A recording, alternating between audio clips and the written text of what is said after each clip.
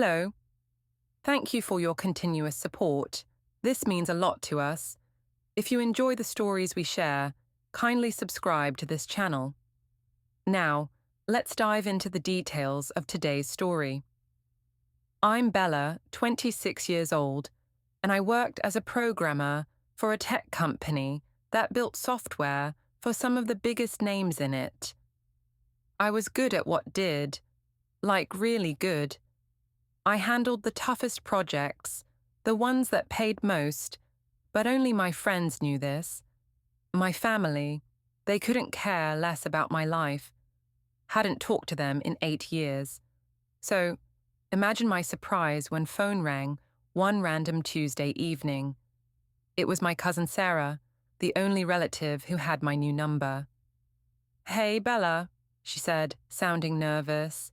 "Your parents are looking for you. They want you to come home for Christmas." I nearly dropped my phone. Christ was 2 months away and they were looking for me now. "What do you mean they're looking for me?" I asked, sinking onto my rented apartment's worn couch. "They've been asking around. They really want you there this year." I stared at the ceiling, trying to process this. My parents never tried to find me before. "Okay," I heard myself saying. "Tell them I'll be there." After Sarah hung up, I sat there in the quiet of my apartment, and memories started flooding back. I was always the weird kid, one who couldn't make friends, who'd rather sit in the corner with a book than talk to people. My parents even took me to a psychologist when I was little because they thought something was wrong with me. The psychologist was nice. Dr. Martinez, I think her name was 12 when she had this meeting with my parents. I remembered sitting there trying to make myself smaller in the chair while she told them straight up.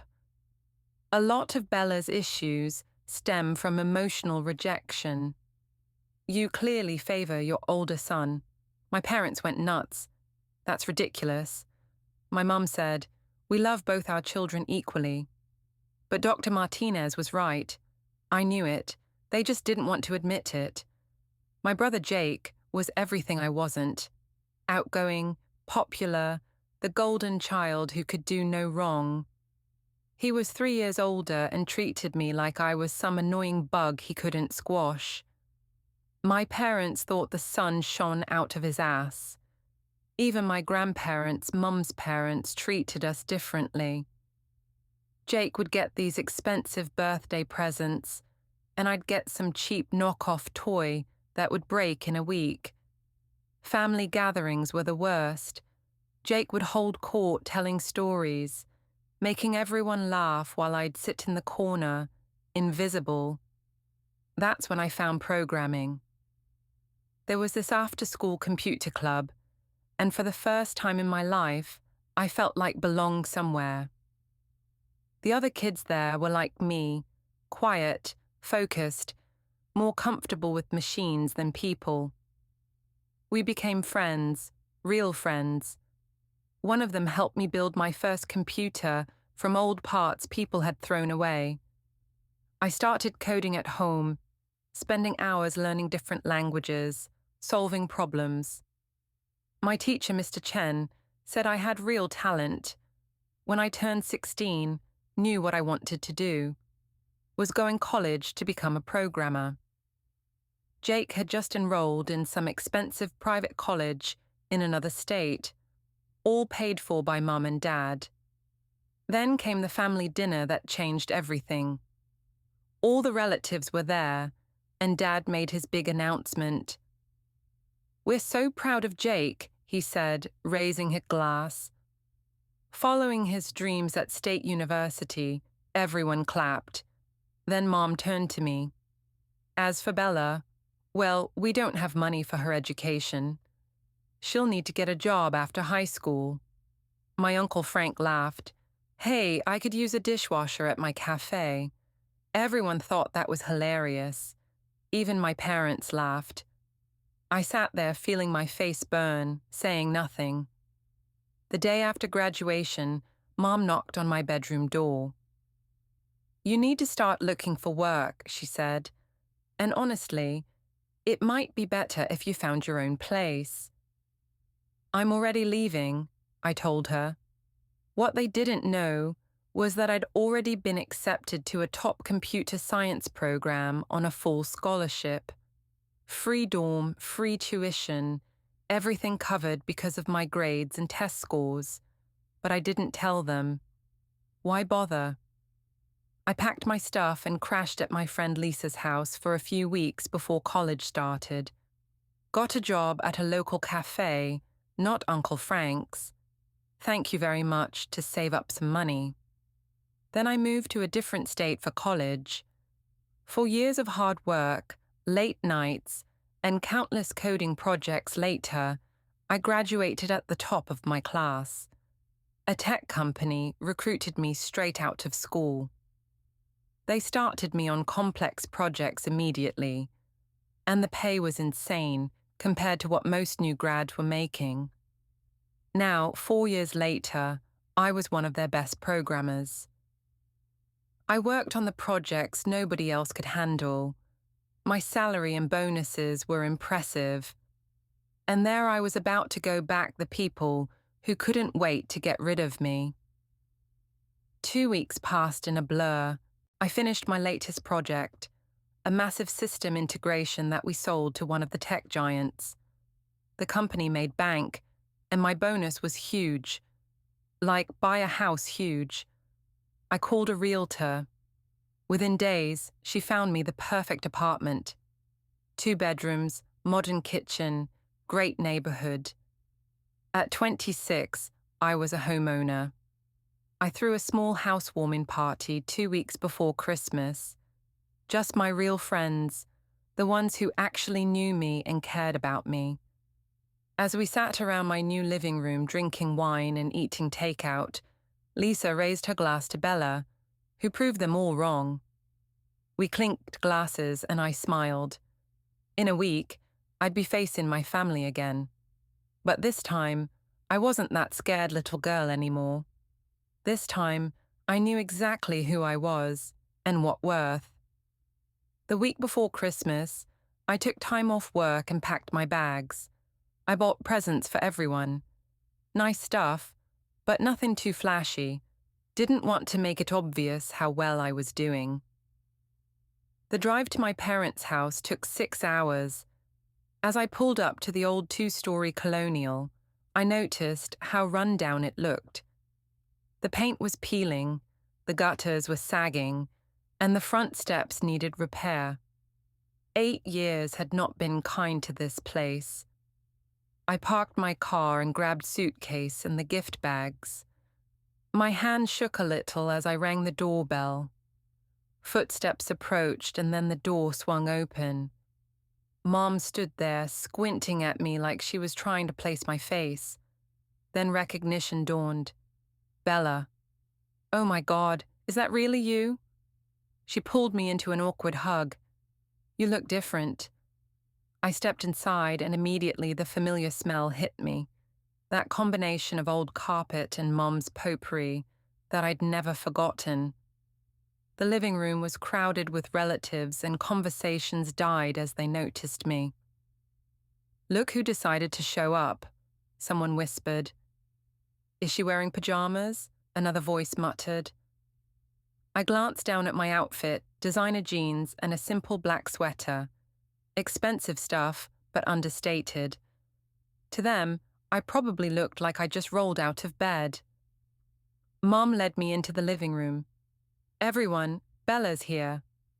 The relatives gave me these fake smiles and half-hearted waves. Nothing had changed. Then Jake's voice boomed from the kitchen. "Well, well, well. Look what the cat dragged in." He strutted into the room with his arm around a pregnant woman. "This is Ashley, my wife," Jake announced proudly. "And this," he patted her belly, "is going to be your niece or nephew." "Congratulations," I said. Jake looked me up and down. "So, what are you doing these days?" Still hiding in corners, avoiding people? Some of the relatives chuckled. I felt my face get hot. I work in tech, said simply. Tech, huh? Like fixing computers? Tech support? He turned to Ashley. Bella was always the antisocial one. Probably works in some basement somewhere. I just nodded. Something like that. Mom clapped her hands. Well, dinner will be ready soon. Bella, why don't you put your things away? Jake's using your old room for his office now, so you'll be sleeping on the couch. Of course he was. Of course I would be. Throughout the evening, relatives kept approaching me with their passive-aggressive comments. Aunt Helen cornered me by the punch bowl. Your brother's starting his own business. You know, such an entrepreneur. And what is it you do again? I write code, said. She wrinkled her nose. Oh well, someone has to do the boring jobs, I suppose. Uncle Frank sidled up next to me during dinner prep. That dishwashing position is still open at my restaurant. Pays minimum wage, but it's honest work. Thanks, I'm good, I replied. At dinner, they sat me at the far end of table, practically in the kitchen. Jake held court at the center, talking about his grand business plans. It's going to revolutionize the industry, he was saying. Just need to secure some initial funding, and we'll be off to the races. How much do you need? Dad asked. About 200 grand to start. I nearly choked on my water. $200,000 for a business plan that sounded like every failed startup I'd ever heard of. We'll figure something out, Mum said, patting Jake's hand. Family helps family. After dinner, as people started leaving, Mum showed me to the couch. I lay there in the dark living room, staring at the ceiling. Christmas morning arrived with Jake and Ashley thundering down the stairs, like excited kids. Mum and Dad were already up making coffee. Present time, Jake announced. We gathered around the tree. I watched as they opened my gifts. A nice watch for Dad. Designer purse for Mom. High-end baby stuff for Jake and Ashley. Oh, these are lovely, Mom said, examining the purse. Must have cost you a fortune. Not really, I said. Finally, all the presents were opened except mine. I looked around expectantly. Mom's face fell into this exaggerated expression of shock. Oh no, Bella. We completely forgot to get you something. Jake burst out laughing just like when we were kids. Remember how you used to cry about it? Ashley giggled. Dad chuckled. Actually, I just bought myself a pretty nice gift. I pulled out my keys and held them up. The silver keychain caught the morning light. Mum frowned. What's that supposed to be? Keys, I said to my new apartment. I bought it last week. The room went dead silent. You bought an apartment, Dad said slowly. How? With money, I replied. From my job. My company just sold a system. I developed a major tech corporation. My cut was pretty good. How good? Mum asked, her voice sharp. I shrugged. About $150,000. You could have heard a pin drop. Jake's mouth hung open. Ashley's eyes were huge. Mum and Dad looked like I just told them I was secretly a millionaire. $150,000, Mum repeated, her voice climbing higher with each word. What kind of job pays bonuses like that? I told you, I said calmly. I'm a programmer. I work on complex projects for major tech companies. I develop systems for Fortune 500 companies. Dad leaned forward in his chair. How long have you been making this kind of money? Since I graduated college. The bonuses vary, but my salary has been 6 figures for years now. Mum stood up and walked over to me, suddenly all smiles. Sweetie, why didn't you tell us sooner? We're so proud of you. The change was instant, like someone had flipped a switch. Yes, our daughter, the programmer, Dad chimed in. Jake, did you hear that? Your sister works with Fortune 500 companies. Jake glared at me. Ashley tugged at his sleeve, whispering something. So, Mom continued, sitting down next to me on the couch. Tell us about this apartment of yours. How many bedrooms?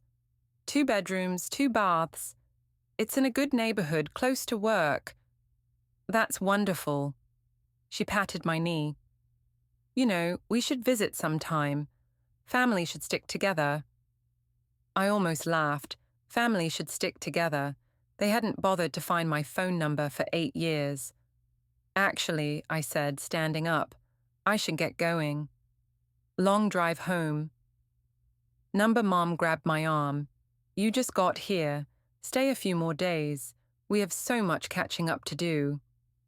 Dad nodded enthusiastically. Your mother's right. We barely got to talk about your career. I looked at them. These people who couldn't wait to get rid of me 8 years ago and went to gather my things. As I packed, could hear them whispering urgently in the living room. When I came back with my suitcase, they were all standing there with these desperate smiles. Before you go, Dad said, we should talk about Jake's business opportunity. As your brother mentioned, he needs some startup capital. And since you're doing so well, Jake stepped forward. It's a solid investment.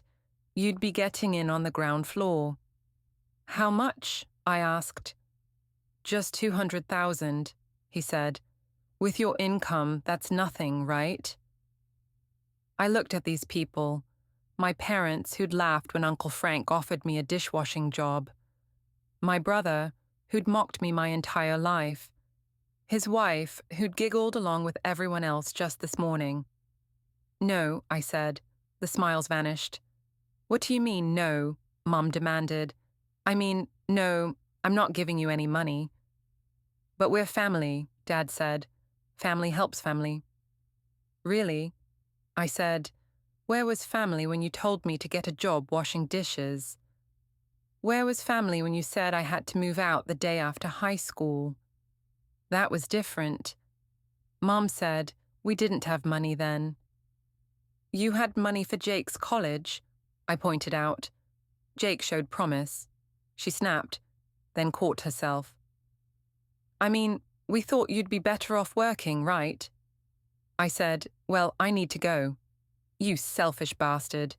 Jake exploded. After everything this family did for you. What exactly did you do me? I asked. We raised you, Mum said, fed you, clothed, put a roof over your head.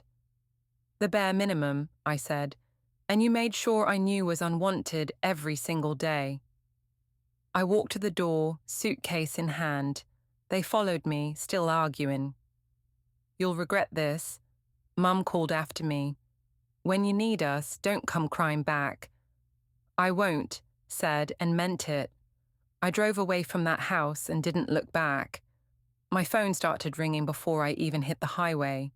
Mum, Dad, Jake. I declined every call. Then the text started. Mum, please reconsider. Jake really needs this opportunity. Dad, don't be stubborn. This is about family. Jake, you owe us. Think about all we sacrificed for you. I pulled over at a rest stop and blocked all their numbers. When I got home to my new apartment, poured myself a glass of wine and sat on my balcony. The city lights twinkled below. My phone buzzed. It was Sarah. Heard what happened. Sorry about them.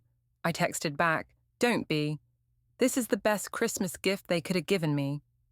Freedom from feeling guilty about cutting them off. She said back a laughing emoji. Your mum's already telling everyone you're selfish and ungrateful. Let her, I replied. That night, I slept better than had in weeks. My own bed in my apartment with no more obligation to people who never wanted me in the first place. The next morning, I woke up to a flood of messages, but not from blocked numbers. These were from aunts, uncles, cousins I barely knew. Your mother told us what happened. How could you abandon your family? Jake is trying to build something. You should support him. We always knew you were selfish. One by one, I blocked them all except Sarah. She called me that afternoon. Jesus, Bella, the whole family's going crazy. Your mum's called everyone telling them you're rich and won't help Jake. Good for her, I said. They're saying you've forgotten where you came from. Of course they are. I sighed. Can't accept that the daughter they ignored might actually be successful. I'm proud of you, Sarah said quietly, for what it's worth. It's worth a lot, I told her. You're the only family I want to keep in touch with. Are you really okay with cutting everyone else off? She asked. Sarah, I said, cut them off 8 years ago. This is just making it official.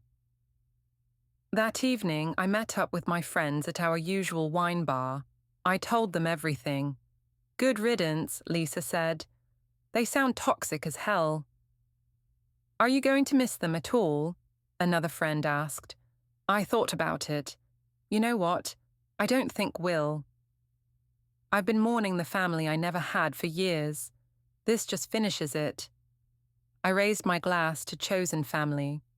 To chosen family, they echoed as we clinked glasses. My phone buzzed. An unknown number. I knew it was them finding new ways to reach me. I switched it to silent and focused on the people who actually cared about me. 6 months had passed since that Christmas disaster, and my life had never been better. Summer was in full swing, and I was sitting on my balcony with morning coffee, watching the city wake up below. The past half year felt like emerging from a fog I hadn't even realized I'd been living in. Sarah called me about once a week with family updates. Not because I asked, but because she knew I'd want to know if anything actually important happened. Mostly, it was the same old drama with new variations. Jake's daughter was born last month, she told me during our most recent call. They named her Madison. That's nice, I said, and meant it. I hope that little girl would have a better childhood than I did. According to Sarah, Jake and Ashley were still living with my parents. The big entrepreneurial dream hadn't materialized. Shocking, I know. He kept talking about his business plans at family gatherings, but now the relatives were getting tired of hearing about it. Without any actual progress to show, even his biggest supporters were starting to ask uncomfortable questions. My parents had apparently turned my betrayal into their favorite sob story. At every family event, they'd tell anyone who'd listen about their ungrateful daughter who abandoned them despite all their sacrifices. Meanwhile, my life had taken some beautiful turns. 3 months after Christmas, I met Nathan at a coffee shop. He was a graphic designer, understood my work, and most importantly, understood why I'd cut ties with my toxic family. He had his own history with difficult relatives. Work was going amazingly too. I'd been promoted to lead architect for our new AI integration project. The salary bump was nice, but honestly, I was more excited about the technical challenges. My team respected me. Boss valued my input, and I was building things that mattered. Sometimes I'd think about telling my parents the promotion, about Nathan, the patents I'd filed. Then remember their laughter when Uncle Frank offered me that dishwashing job, and the impulse would pass. The last real contact attempt from my family had been about a month ago.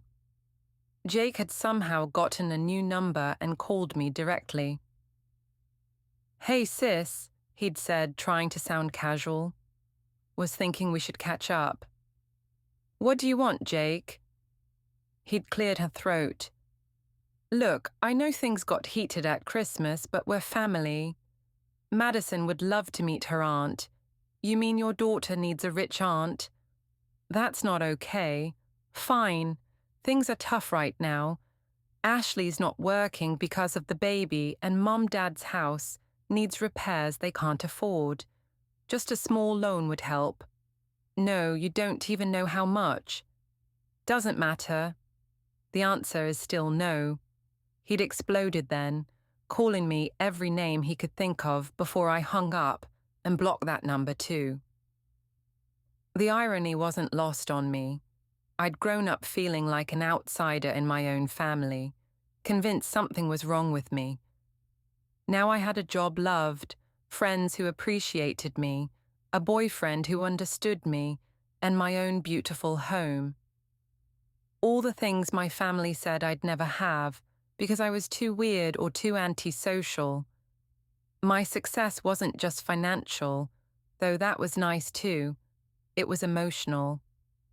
I'd built a life surrounded by people who actually liked me for who I was, not who they wanted me to be. Sarah told that my old bedroom, Jake's office, was being turned into a nursery for Madison. My childhood space was being erased, but it didn't hurt like